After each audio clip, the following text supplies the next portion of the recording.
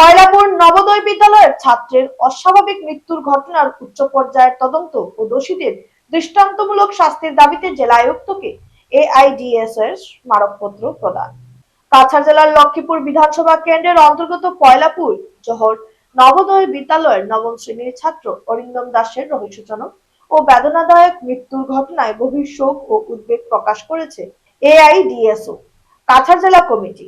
উল্লেখ্য যে গত 11ই মার্চ বুধবার সকালে বিদ্যালয়ের হোস্টেলের বাথরুম থেকে ওই ছাত্রের মৃতদেহ উদ্ধার করা হয়। ঘটনার প্রতিবাদে এবং প্রকৃত সত্য উদ্ঘাটনের দাবিতে আজ এআইডিএস এর একটি প্রতিনিধি দল কাছাড়ের জেলা আয়ুক্তের নিকট একটি স্মারকপত্র প্রদান করে।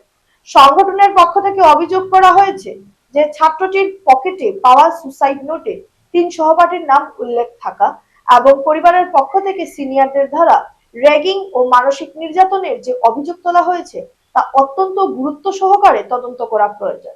স্মারকপত্রে দাবি জানানো হয় ছাত্রের মৃত্যুর প্রকৃত কারণ এবং র্যাগিং এর অভিযোগ খতিয়ে দেখতে একটি উচ্চ পর্যায়ের নিরপেক্ষ তদন্ত কমিটি গঠন করতে হবে।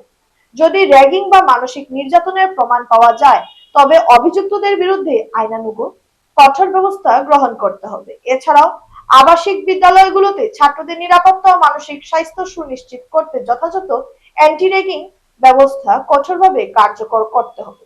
পাশাপাশি শোক সন্তপ্ত পরিবারকে উপযুক্ত আর্থিক ক্ষতিপূরণ প্রদান করতে হবে। এআইডিএসও নেতৃবৃন্দ জানান অরিন্দম দাসের মতো একজন মেধাবী ছাত্রের এই অকাল মৃত্যু শিক্ষা প্রতিষ্ঠানের অভ্যন্তরীণ শৃঙ্খলা ও নিরাপত্তার উপর বড়সড় প্রশ্নচিহ্ন খাড়া করেছে। আমরা চাই প্রশাসন অবিলম্বে স্বচ্ছ তদন্তের মাধ্যমে দোষীদের চিহ্নিত করুক যাতে ভবিষ্যতে কোনো ছাত্রকে এমন চরম পথ বেছে নিতে না হয়। এআইডিসিও এর পক্ষ থেকে তদন্তে কোনো প্রকার গাফিলতি যাতে না হয় তা সুনিশ্চিত করতে জোরালো দাবি জানানো হয়েছে।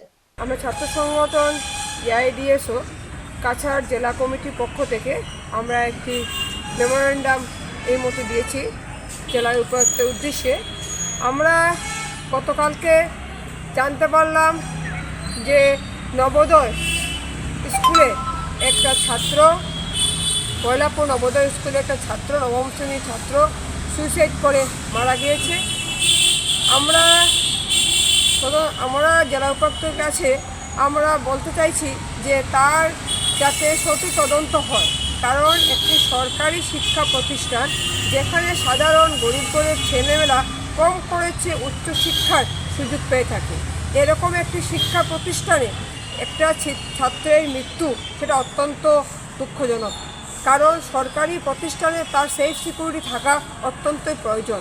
বাচ্চারা সেখানে থেকে পড়াশোনা করে, সেই জন্য সে সাধারণ করে মানুষেরদের মধ্যে মারাত্মক আতঙ্ক সৃষ্টি হয় যে নবোদয় স্কুলকে কেন্দ্র করে।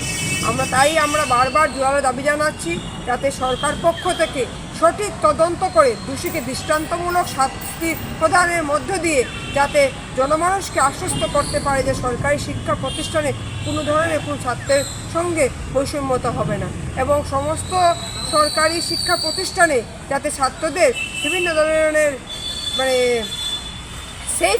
সেফ গার্ডের বন্দোবস্ত রাখা হয়, সেটাই আমাদের জোরালো দাবি।